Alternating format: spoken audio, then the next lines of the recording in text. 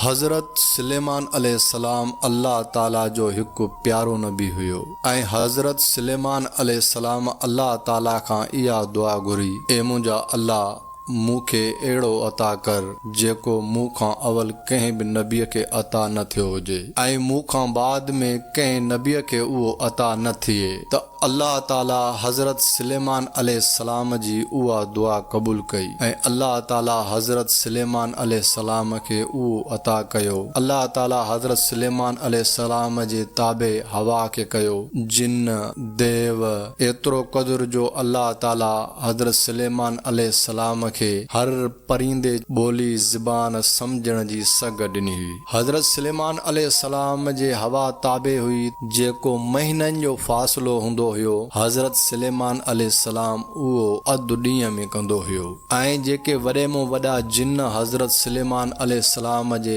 ताबे हुया त हज़रत सुलेमान अलैहिस्सलाम उन जिननि खां उहो कमु वठंदो हुयो। त हज़रत सुलेमान अलैहिस्सलाम वॾियूं वॾियूं महलातूं उन्हनि जिननि खां खणाईंदो हुयो ऐं उन्हनि जिननि खे अल्लाह ताला जी एतिरी ताक़त हुई जो हू समंदर में अंदरां वञी हीरा मोतियूं जवाहरात कढी हज़रत सुलेमान अलैहिस्सलाम जे अॻियां पेश कंदा हुया। हज़रत सुलेमान अलैहिस्सलाम अल्लाह जो उहो खलील ऐं जलील नबी हुयो। त हज़रत सुलेमान अलैहिस्सलाम जी ज़ोजा टोटल 99 घर वारियूं हुयूं, जंहिंमें हज़रत सुलेमान अलैहिस्सलाम हिकिड़े ॾियारे पंहिंजे दिलि में इहो इरादो कयो ऐं जॾहिं अल्लाह ताला मूंखे 99 पुट अता कंदो, उन्हनि सभिनि पुटनि जे हथ में तलवारियूं ऐं उहे मुंहिंजा पुट घोड़नि ते चढ़ी जो जिहाद कंदा। पर उन वक़्तु हज़रत सुलेमान अलैहिस्सलाम कंहिं मसरूफ़ियत में हुयो या हज़रत सुलेमान अलैहिस्सलाम खां इहो ख़्यालु लही वियो त हज़रत सुलेमान अलैहिस्सलाम खां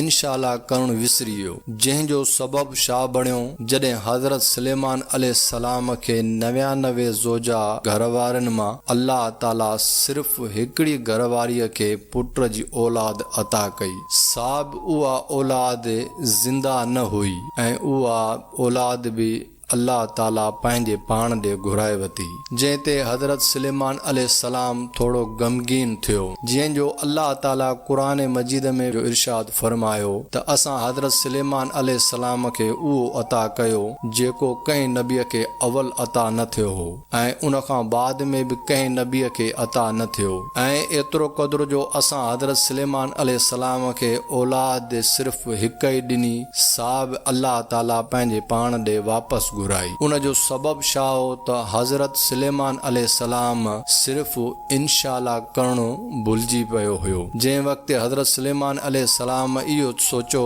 ऐं जॾहिं अल्लाह ताला मूंखे 99 पुट अता कंदो त मूं उहे सभु पुट जिहाद जे लाइ मोकिलींदुसि, पर उते हज़रत सुलेमान अलैहिस्सलाम इंशाअल्लाह करणु भुलिजी पियो हो।